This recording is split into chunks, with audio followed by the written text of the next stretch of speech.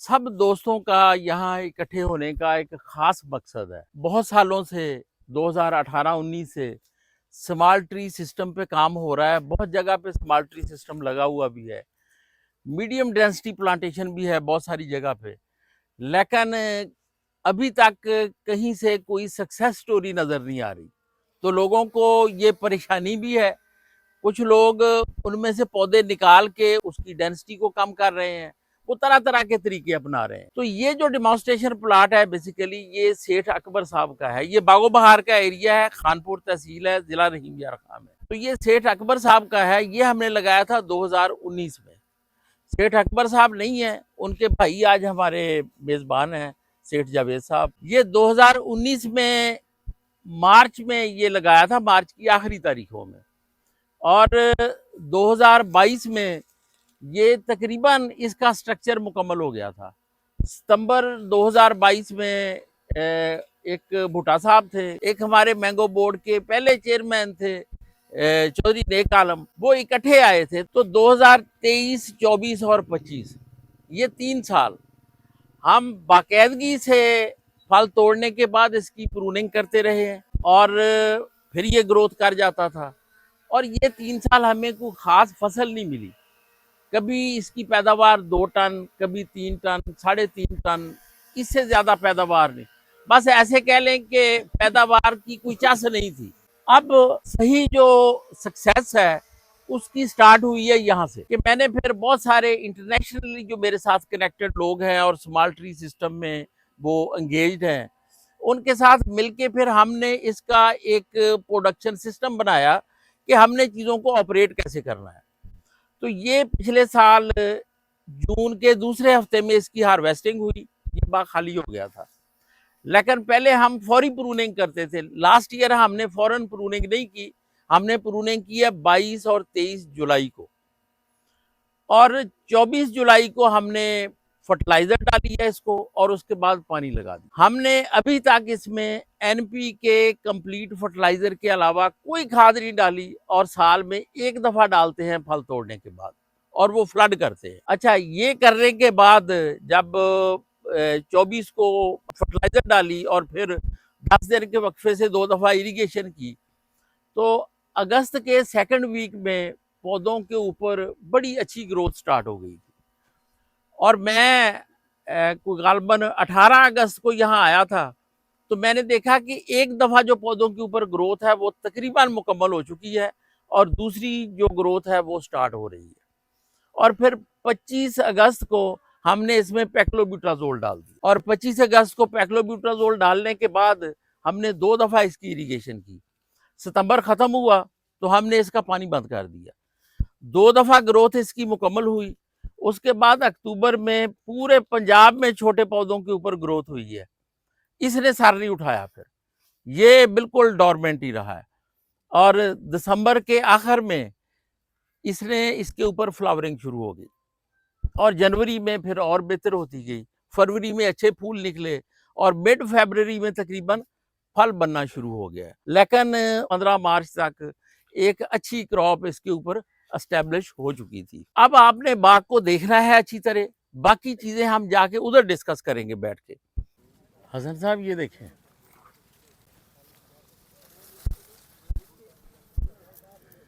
ये जुलाई में प्रूनिंग की इसकी, उसके बाद ये ग्रोथ निकली, और ये इसके ऊपर फल है। फल भी देखें, फल की सेहत भी देखें। आज 17 मई है। इसी तरह ये देखें, ये भी कटी हुई है, और ये उनके ऊपर ग्रोथ हुई है। कुछ शाखें देखें ऐसी भी हैं जिनके ऊपर फूल निकले हैं लेकिन फल नहीं बन पाया। ये जो गैलरी है, इसकी साइड पे जो एक्सपोज ब्रांचेस थी, उन्होंने बहुत अच्छी फ्रूटिंग उठाई हुई है। हमें जो फ्रूट नज़र आ रहा है ये बेसिकली ये गैलरी की ब्रांचेस से ही नज़र आ रहा है। जो ऊपर पिनिकल्स निकले हुए हैं, ये ज़्यादा जो है ना, जो टॉप पे जा रहे हैं, इन्होंने ज़्यादा वेजिटेटिव ग्रोथ। बिस्मिल्लाह करो, थोड़ा जा एक स्टेप पीछे हो। ਹੁਣ ਅਸਲ 'ਚ ਹੋਇਆ ਇਹ ਵੀ ਜਿੰਨੀਆਂ ਉੱਤੇ शाखा सन ना, वो फल लैके थले आ गई हैं। पहले सीधी सी, अब ये नीचे आ गई है। इसी तरह इसको देखें, ये भी ऊपर से ही नीचे आई है।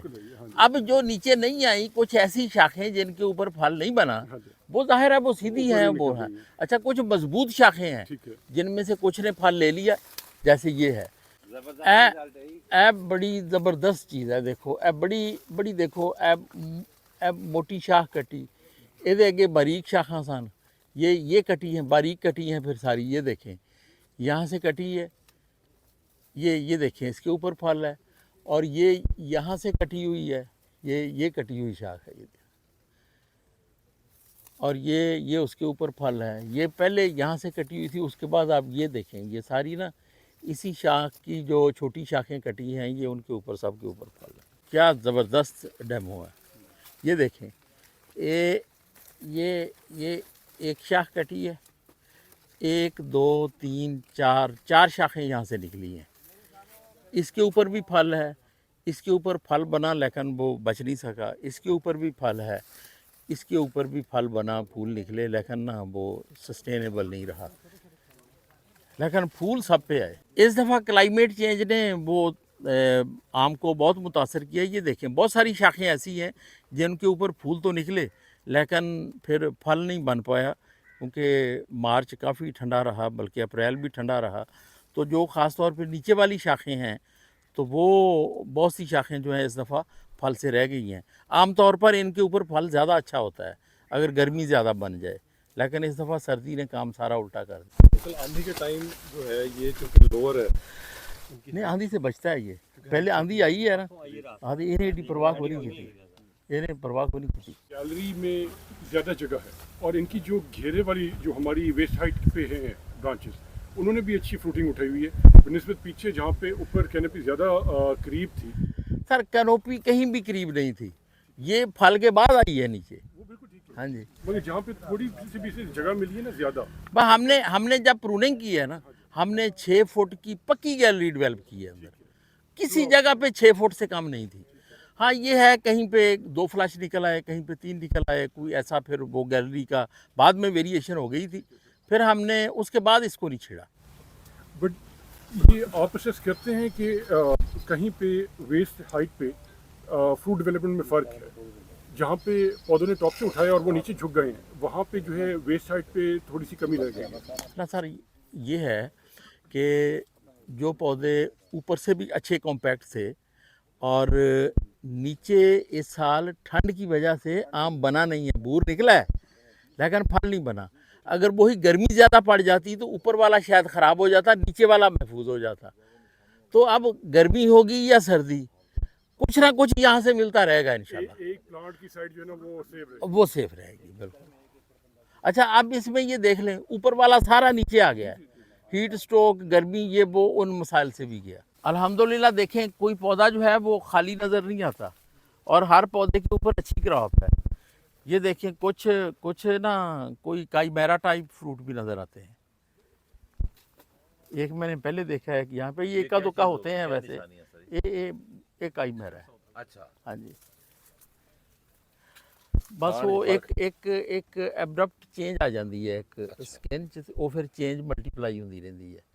ये सुपरफिशियल है, थले ठीक है सारा कुछ, अच्छा, ये कटांगे तो बस है खत्म। अच्छा। हाँ जी,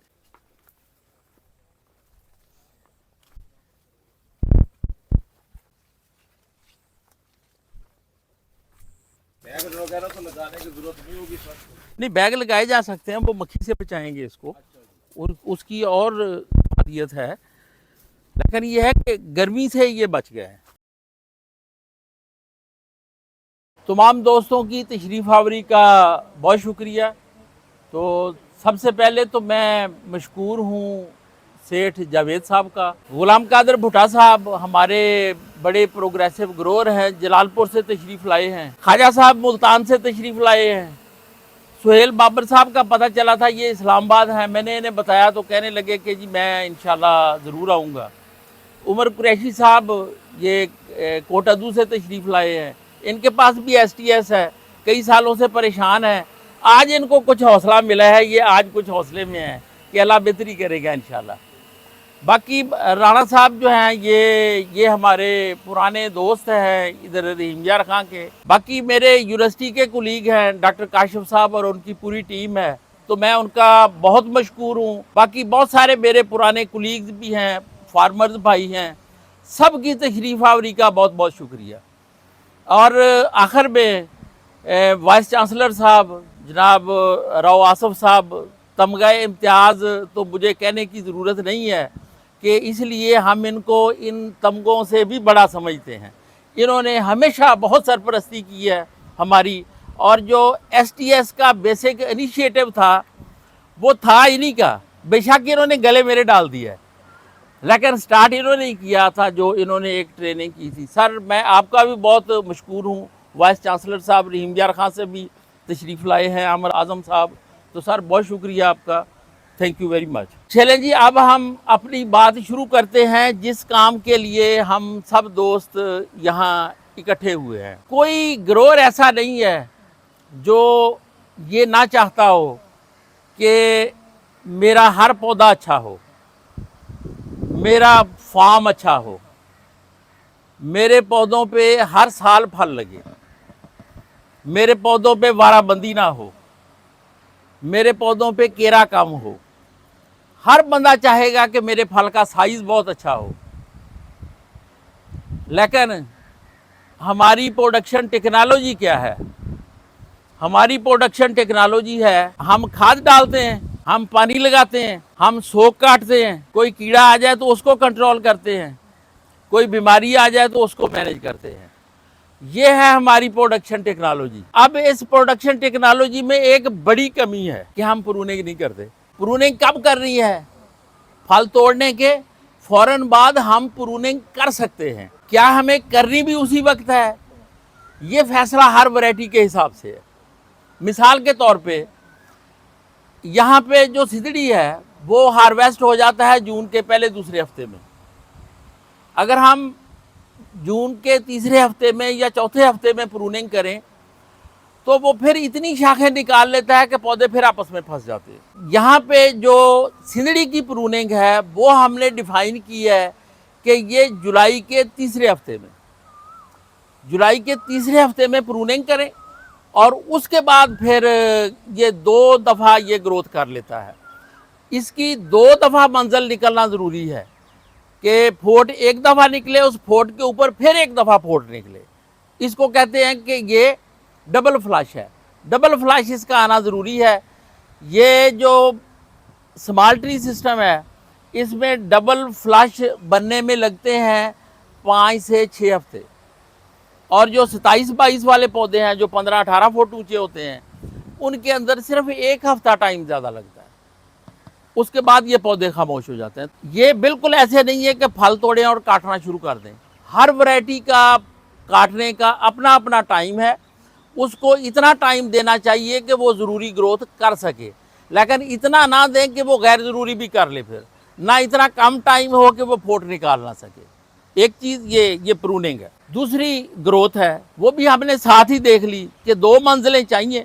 उसके लिए हम खाद डालते हैं, पानी लगाते हैं, पूरी सहूलत देते हैं।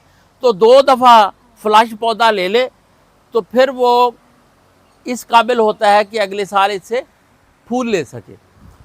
अब आ जाए हम तीसरी बात पे कि ये जो शाखें हमने काटने के बाद तैयार की हैं, इन्होंने अब लेने हैं फूल। तो ये हमारी तो कोई वैरायटी अगर शाख काटें उसके बाद 2 मंजिलें निकाले, कोई भी किस्म हमारी फूल नहीं लेती, ना सिंदड़ी लेती है ना कोई दूसरी वैरायटी लेती है। तो फिर इसका मतलब ये है, अच्छा दुनिया में भी तकरीबन ऐसे ही है, दुनिया में भी ऐसे ही है।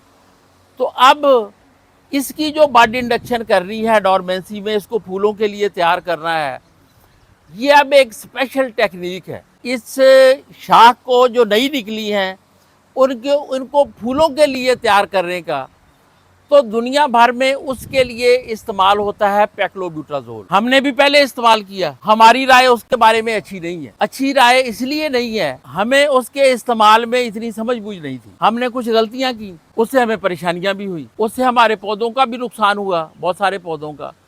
उसमें हमारे पौधे मरे भी सही, लेकिन वक्त के साथ साथ हमने चीज़ों को सीखा कि दुनिया के पौधे तो नहीं मरते, हमारे ही मर रहे हैं। तो ये जो पैक्लोब्यूटाजोल है, इसके बारे में ये 5 चीज़ें हैं जो आपने समझनी है। एक, सबसे अहम बात कि ये डालना कब है, ये बड़ा ही अहम है कि पैक्लोब्यूटाजोल कब डालना है।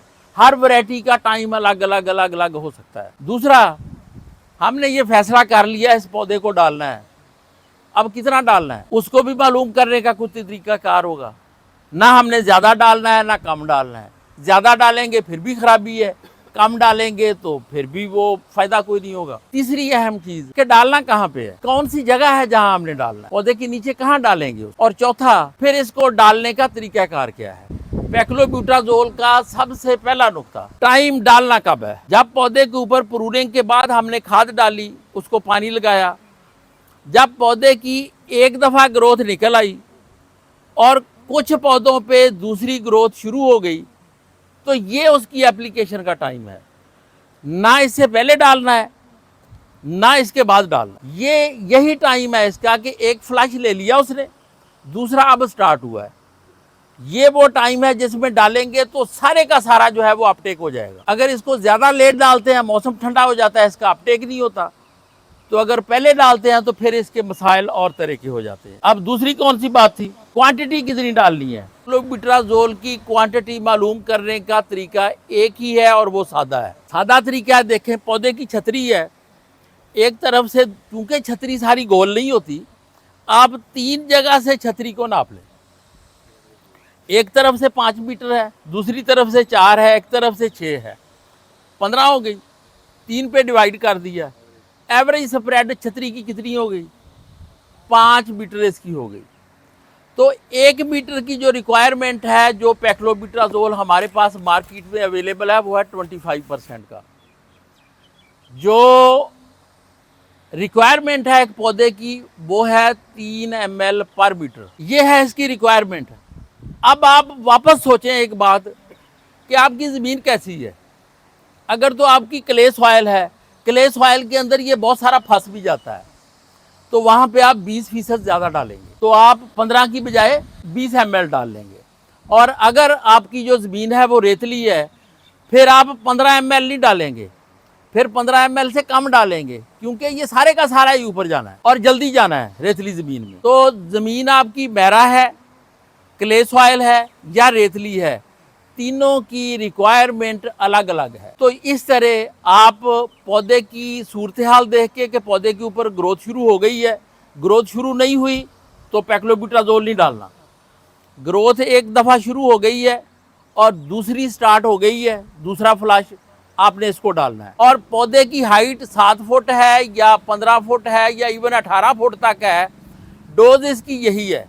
अगर इससे बड़े पौधे हैं तो उनके लिए ये रिकमेंडेड ही नहीं है। तीसरा कौन सा है, कहाँ डालना है। हम ये भी बहुत बड़ी गलती करते रहे हैं कि इसको डालना कहाँ है। हमें ये बताया था कि ये जो पौधे हैं ये आपने इस जगह पे डालना है, इसको पौधे के कॉलर पोर्शन पे,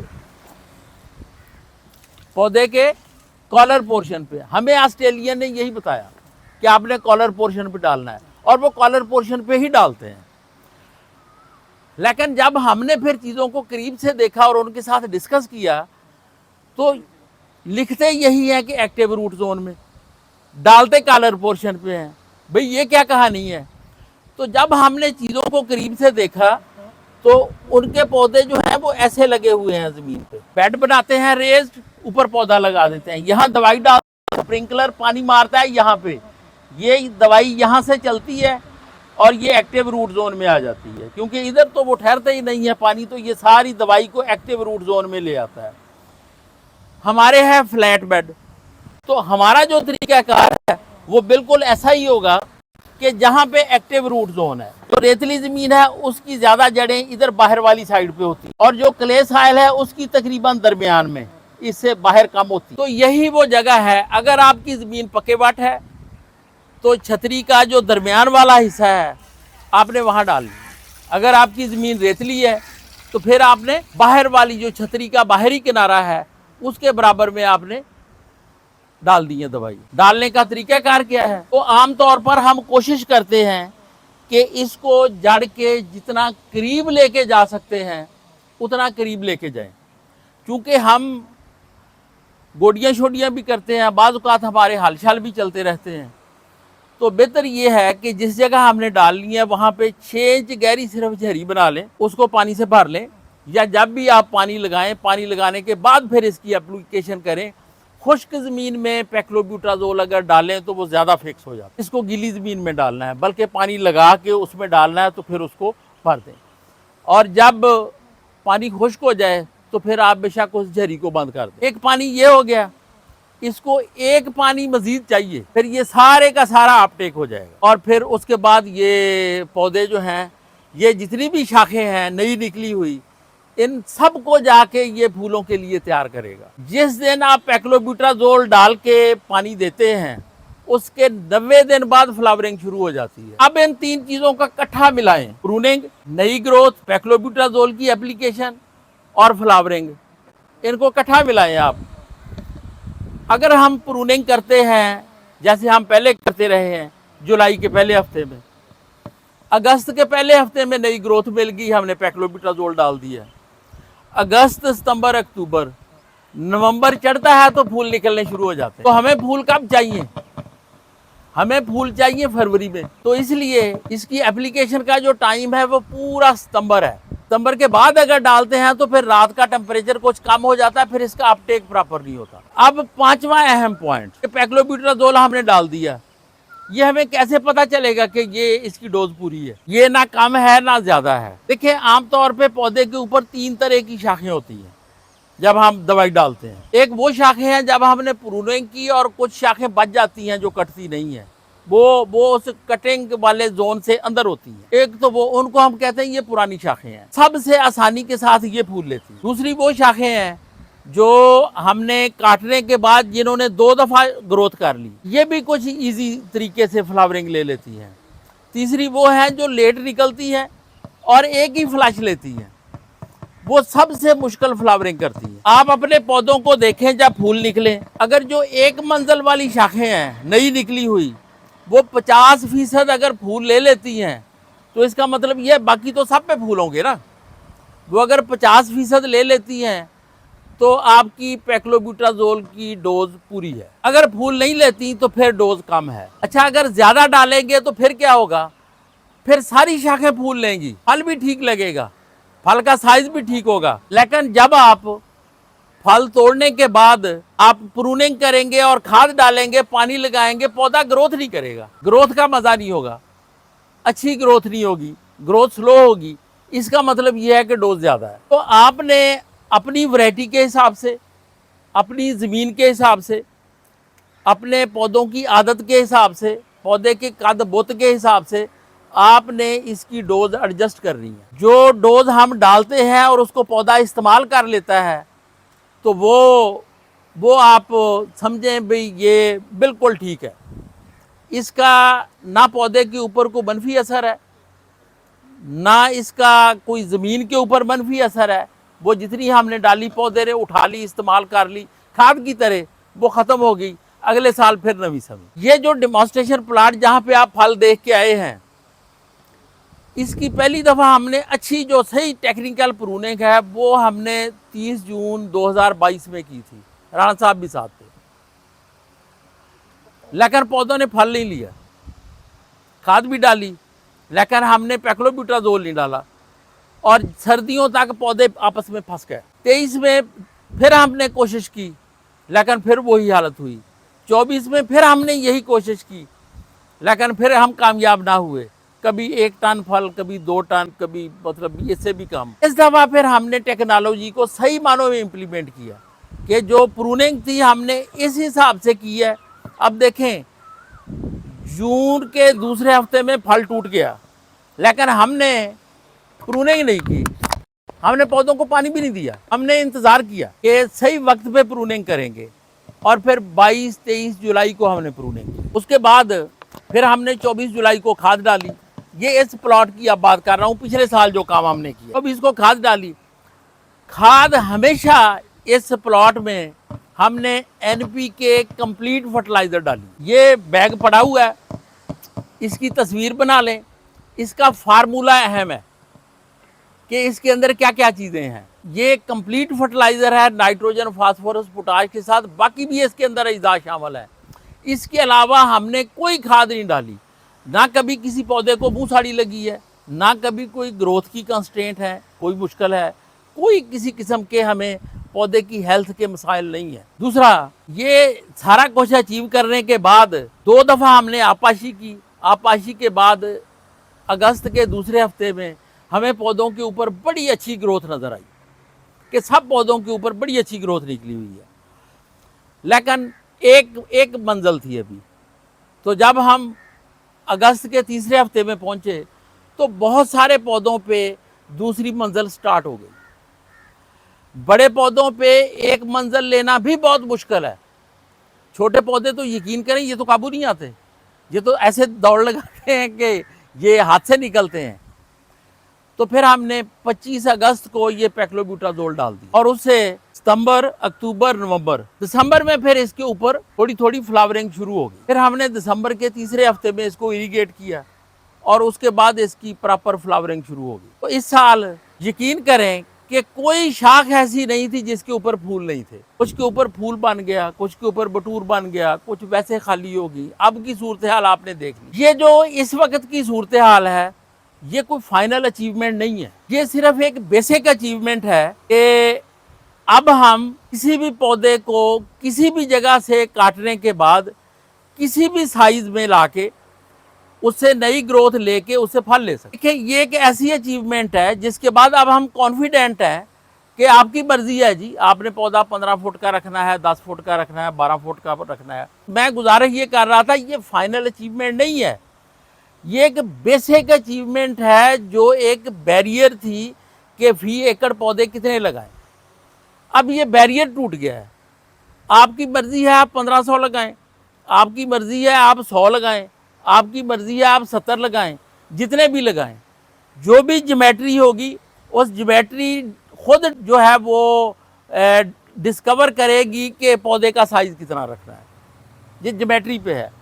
आप अगले 20 साल 30 साल उसी साइज में पौधे को रख के उससे प्रोडक्शन ले सकते हैं। ऐसे दुनिया लेती है। यकीन करें कि जिस दिन मैंने दिसंबर के गालबन लास्ट वीक में, पहले तो कभी STS में फूल मिले ही नहीं थे, तो मैं मेरे ख्याल को 2-2.5 घंटे इसमें फिरता रहा भी कोई शाख लबे जेते फूल कोई नहीं, कोई शाख ना लबे। आप यकीन करें सर, कोई मुझे खुशी हुई। मैं कहता है ज़िंदगी में जो बड़ी खुशियाँ मिली है ना, वो उनमें से एक खुशी थी कि यार ये तो कमाल हो गई है, ये तो बहुत ज़बरदस्त काम हो गया है। तो कुछ लाइनें हमने छोड़ी, 2 लाइनों में 1 एकड़ की 2 लाइनें उन्होंने तो 2 माना कोई नहीं, तो बाकी एक पौधे पे इससे ज़्यादा हैं।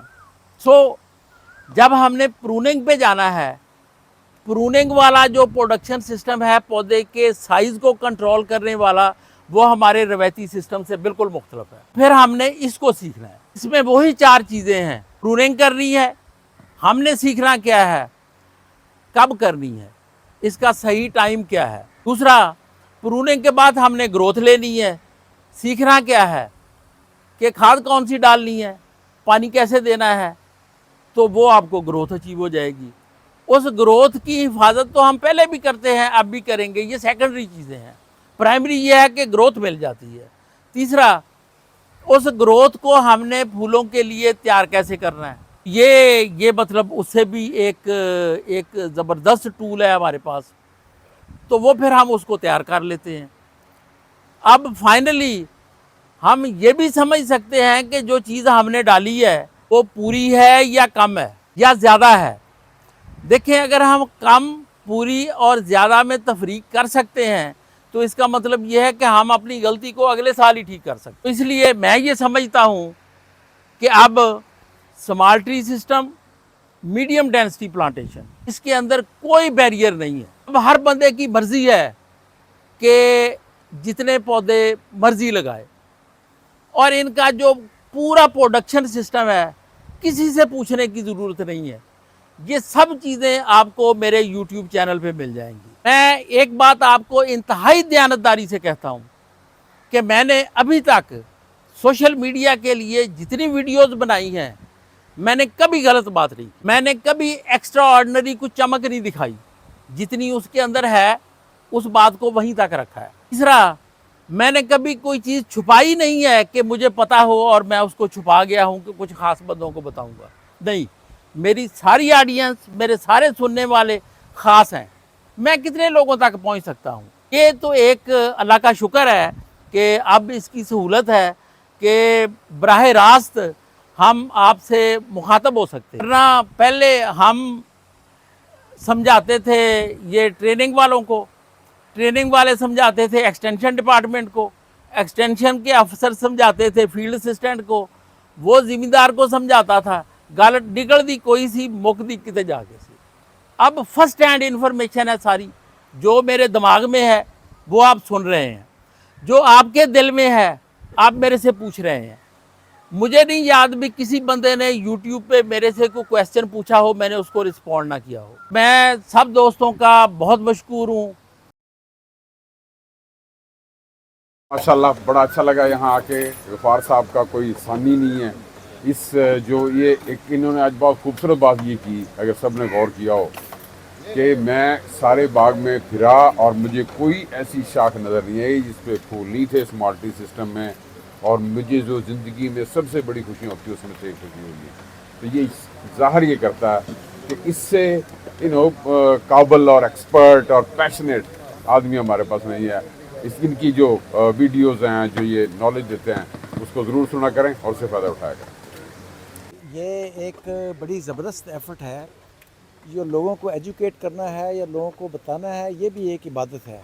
और इससे बेहतर कोई सर्विस हो नहीं सकती कि आप लोगों को एजुकेट कर दें। और गफ़ार साहब ने जिस तरह का एजुकेट किया है, ये बहुत कम लोग हैं। इस पैशन के साथ काम करने के लिए मैं उनका पर्सनली मशकूर भी हूँ और मैं इसको बहुत अप्रिशिएट करता हूँ। अल्हम्दुलिल्लाह जी, मैं तो फिर थैंक्स टू गॉड कि हमारे जो मैंगो लवर्स हैं या मैं हमसे मोहब्बत रखते हैं, अल्लाह ताला ने अब्दुल गफ़ार जैसा बंदा दिया। वो तमाम चीज़ें जो मिथ बनी हुई थी और पुरानी चल रही थी, वो तमाम चीज़ें बिल्कुल चेंज कर दी हैं। इसका सिनारियो, इसका प्रैक्टिकल, तमाम चीज़ें बिल्कुल चेंज कर दी हैं। हम फिर अल्लाह के शुक्र के बाद फिर मैं इनका बहुत शुक्र अदा करता हूँ। Thank you. मेरा यहाँ पे दूसरा विज़िट है। पहले हम 2024 में आए थे और तब जो हमारी परेशानी थी, जो हमारे कंसर्न्स थे कि STS सिस्टम जिसके ऊपर हमने बहुत उम्मीदें रखी हुई थी, तब वो हमें जो हमारी एक्सपेक्टेशन थी उस हिसाब से जो है फ्रूटिंग और प्रोडक्शन वगैरह नहीं दे रहा था। तो जहाँ पे हमें तब परेशानी थी, आज के विज़िट के बाद हमें बहुत तसल्ली हुई है कि हम पाकिस्तान में भी जो है ना इस नई मेथडोलॉजी के थ्रू इसे कामयाब कर सकते हैं और यहाँ भी हम इंटरनेशनल लेवल के रिजल्ट्स ले सकते हैं। तो हैट्स ऑफ टू ग्रेवाल साहब जिन्होंने बहुत एफर्ट किए है, बहुत ज़्यादा इसके ऊपर काम किया है और हम सबको जो है दोबारा एक उम्मीद की किरण दिलाई है। Thank you. ये सुना था कि आम एक जनरेशन लगाती है और दूसरी जनरेशन खाती है उसको, लेकिन आज STS का सिस्टम देख के बड़ी उम्मीद हुई है कि इंशाल्लाह यही जनरेशन लगाएगी और यही जनरेशन उसके बेनिफिट्स भी लेगी।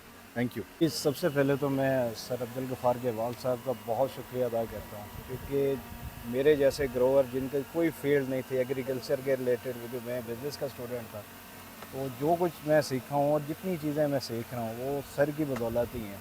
और बहुत खुशी होती है कि सर जैसे मेंटोर हमारे सामने मौजूद है। तो सर आपका बहुत शुक्रिया। ये आज का बहुत ही खूबसूरत ट्रेनिंग सेशन है और ट्रेनिंग सेशन की अहमियत इसलिए भी ज़्यादा है कि अगर इस वक्त हाजिर कोई मैंगो लेजेंड है तो वो गफ़ार ग्रेवाल साहब हैं, इसमें कोई दूसरी राय नहीं है। और इनसे सुनना और इनसे सीखना ये एज़ाज़ है और ये एक सक्सेस स्टोरी है। मैं ख़ुद STS के चूँकि इतना आसानी से मानने वाला नहीं था, लेकिन आज की इस चीज़ को देखकर ये एहसास ज़रूर हुआ है कि मुझे अपनी राय बदलने की ज़रूरत है।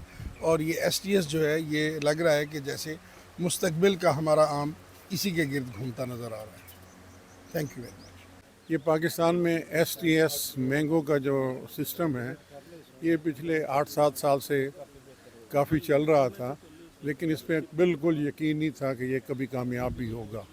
आज पहला दिन है कि इस फील्ड को विज़िट करने के बाद तसल्ली हुई है कि ये मुस्तकबिल में एक कामयाब पॉलिसी हो सकती है और बल्कि आइंदा का जो आम होगा वो होगा ही STS के ऊपर ही। अदरवाइज़ ये बड़े बड़े दरख्त जो हैं उनका अब ज़माना ख़त्म हो गया। मैं इसके लिए गफ़ार साहब का शुक्रगुज़ार हूँ कि इन्होंने पूरा मैंगो का सिस्टम को बदलने में अहम किरदार अदा किया।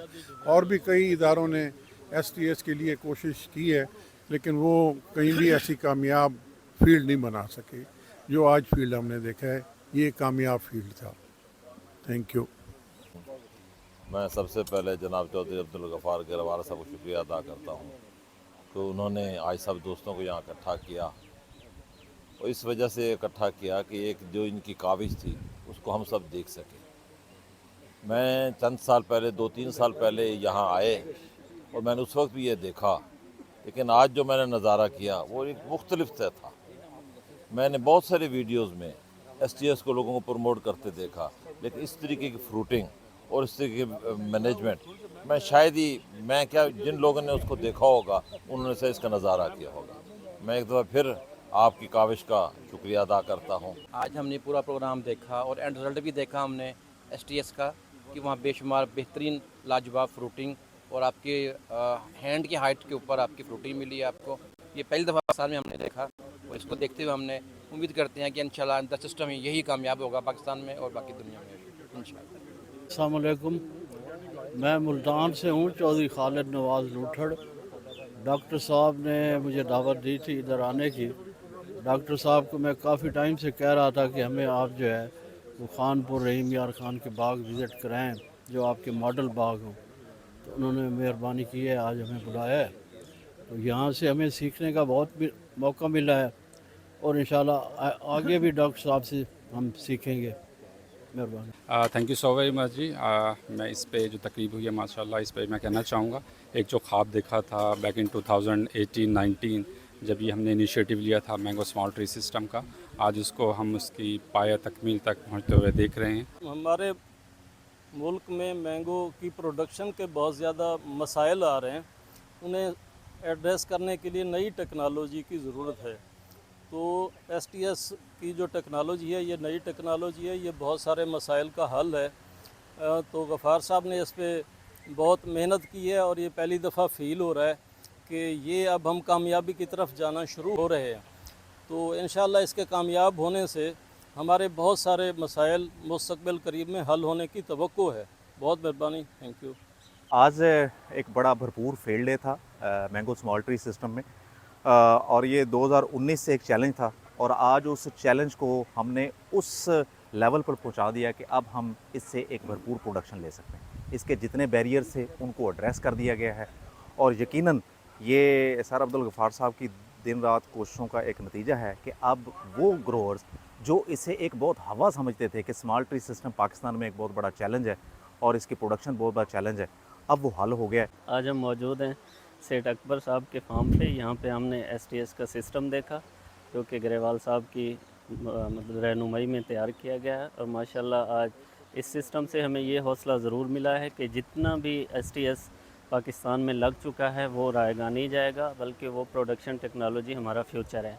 और इस सिस्टम से और इस प्रोग्राम से हमें एक चीज़ तो ज़रूर बराबर हुई है कि STS जो है वो पाकिस्तान के अंदर भी कामयाब है और इसका फ्यूचर जो है वो ब्राइट है। स्मॉल ट्री सिस्टम तमाम दोस्तों ने आज के सेमिनार में देख भी लिया है। 10 जून तक तमाम दोस्त अहबाब को भरपूर दावत दी जाती है। जिन्होंने छोटे पौधों के बड़ा साइज़ का नज़ारा देखना है तो वो तशरीफ़ ले आएँ। सेठ अकबर मॉडल फार्म 32P बागो बहार।